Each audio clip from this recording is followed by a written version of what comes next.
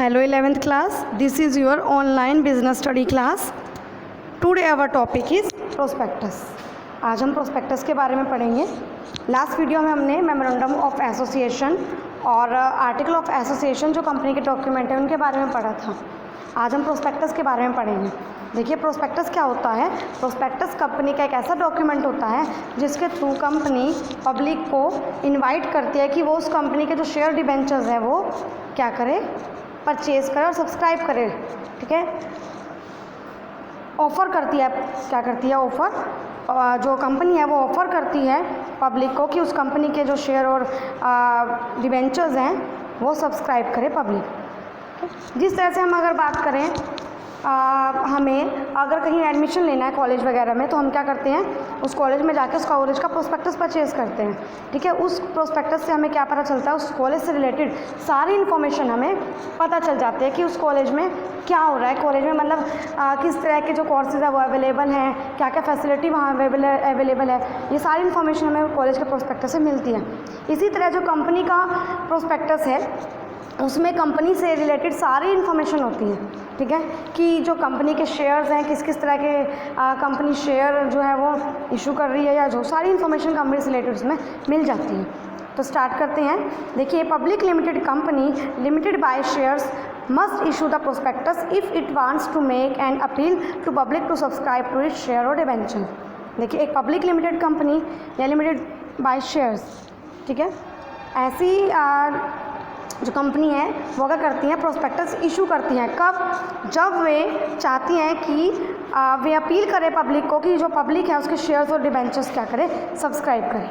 ठीक है, according to the companies act 1956 a prospectus is any document including any notice, circular, advertisement और document that invites deposit और offers from public for the subscription of purchase of any share और debentures of a body corporate.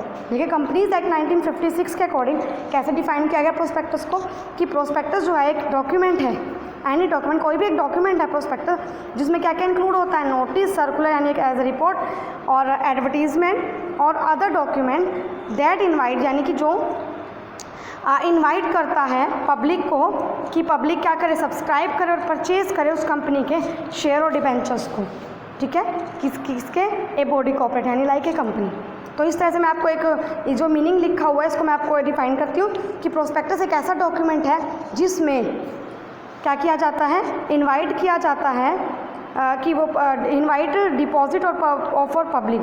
ठीक है, किया जाता है, invite किया जाता है डिपॉजिट और ऑफ़र किया जाता है पब्लिक को कि पब्लिक क्या करे, उस कंपनी के शेयर और डिबेंचर्स को क्या करें, सब्सक्राइब और परचेज करें.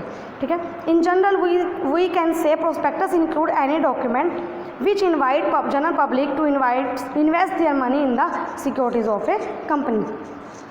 जनरल वर्ड्स में देखिए अगर बात की जाए प्रोस्पेक्टस क्या है, प्रोस्पेक्टस प्रोस्पेक्टस के अंदर वो डॉक्यूमेंट इंक्लूड है जिसमें इनवाइट किया जाता है जनरल पब्लिक को कि जनरल पब्लिक अपनी मनी को इन्वेस्ट करे उस कंपनीज़ की सिक्योरिटीज़ में. तो वो क्या है, प्रोस्पेक्टस.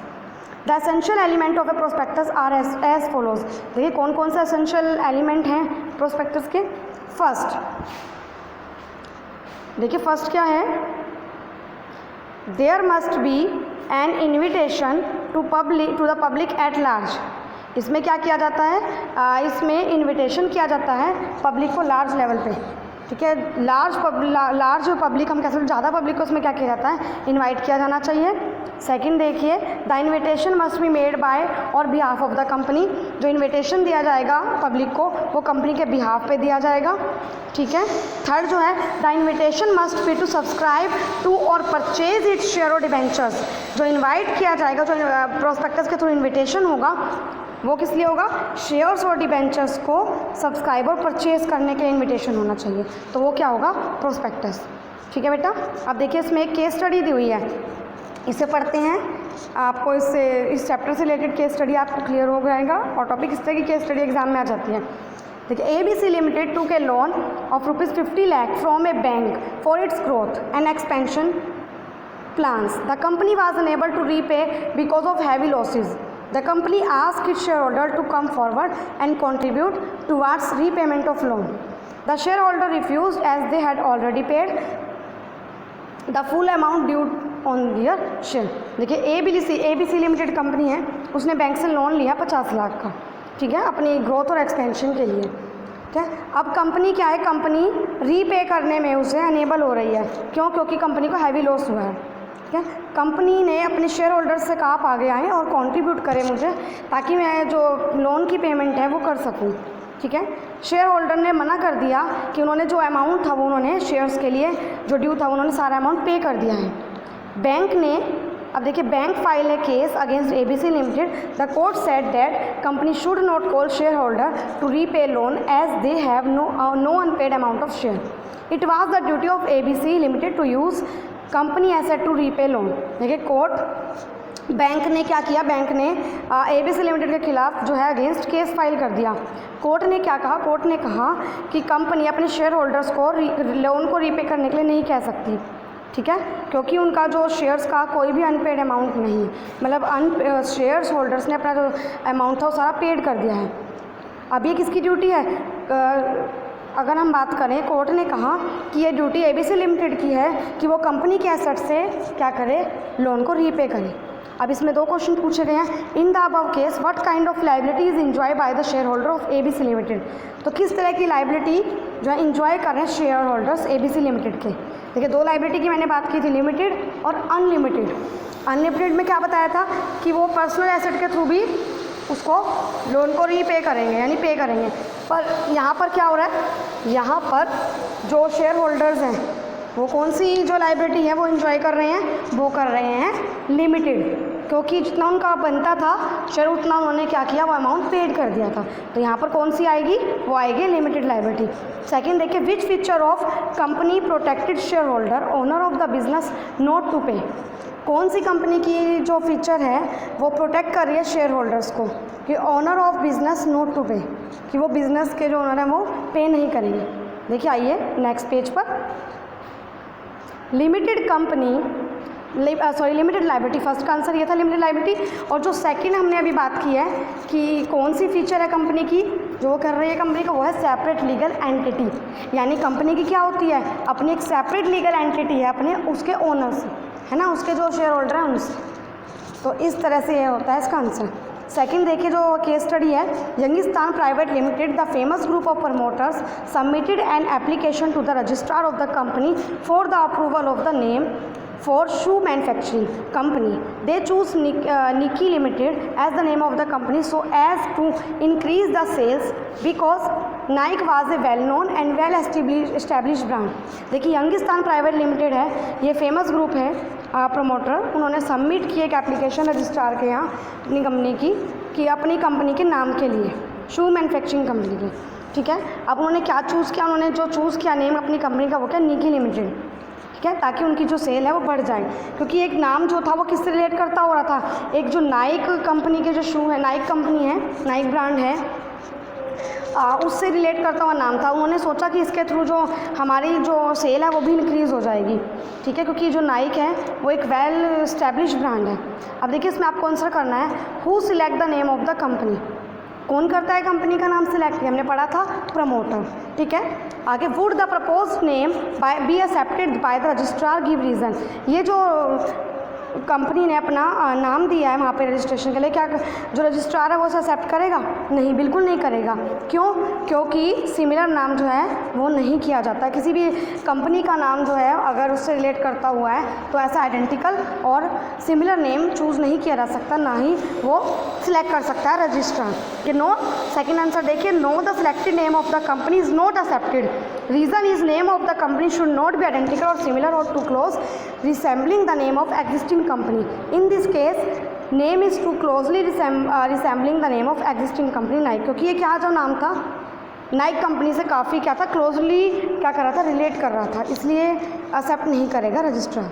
अब लास्ट जो केस स्टडी है वो देखिए, Bhuvan limited issue 5 lakh share of ₹10 each for public subscription. Application along with money was received for 4 lakh shares. Can company allot these shares? Explain. कि भुवन लिमिटेड है वो इशू करती है 5 लाख शेयर और पब्लिक सब्सक्रिप्शन के लिए, उसमें एक शेयर का रेट जो है ₹10 है।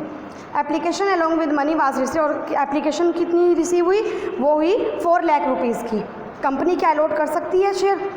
तो देखिए no, company can not allot this share because हमने पढ़ा था कि कंपनीज एक्ट 1956 के अकॉर्डिंग कंपनी के पास 90% ऑफ मिनिमम सब्सक्रिप्शन क्या होनी चाहिए, आनी चाहिए, रिसीव होनी चाहिए, हमने पढ़ा था। ठीक है कि हमने हेडिंग थी मिनिमम सब्सक्रिप्शन, उसमें पढ़ा था कि 90% जो सब्सक्रिप्शन है वो 120 डेज़ के अंदर इशू, डेट ऑफ इशू यानी जिस दिन प्रोस्पेक्टस जिस दिन ये इशू है, अलॉटमेंट हुई है, उसके अकॉर्डिंग मिनिमम सब्सक्रिप्शन 90% रिसीव होना चाहिए 120 डेज़ के अंदर। अगर नहीं होता है तो कंपनी अलॉट नहीं करेगी शेयर्स को। देखिए इन दिस केस, अगर हम इस केस स्टडी की बात करें, इस केस के according allotment will be valid only when at least application money for 4,50,000 shares is received, that is 90%। ठीक है, इसके अकॉर्डिंग 4,50,000 जो है वो रिसीव होनी चाहिए थी, है ना। 90% अगर हम देखते हैं, पर इसमें कितनी रिसीव हुई है? 4 लाख शेयर्स के लिए, है ना, एप्लीकेशंस। तो ये अलॉटमेंट नहीं की जा सकती कंपनी के द्वारा, यानी कंपनी अलॉट नहीं कर सकती शेयर्स को। ठीक है, तो बेटा आज के 3 हमने केस स्टडी पढ़ी हैं और हमने जो हमारा प्रोस्पेक्टस का टॉपिक था वो किया है। आज ही हमारा जो चैप्टर है यहाँ पर ख़त्म होता है। इसमें क्लास टॉपिक है वो आपके कोर्स से क्या है, वो सिलेबस से आपके डिलीट हो गया है। ठीक है, सिलेबस से आपके कट है। तो जितना आज आपको कराया गया इसके आप नोट्स प्रिपेयर करें अच्छी तरह से और इस टॉपिक को रीड आउट करें। Thank you.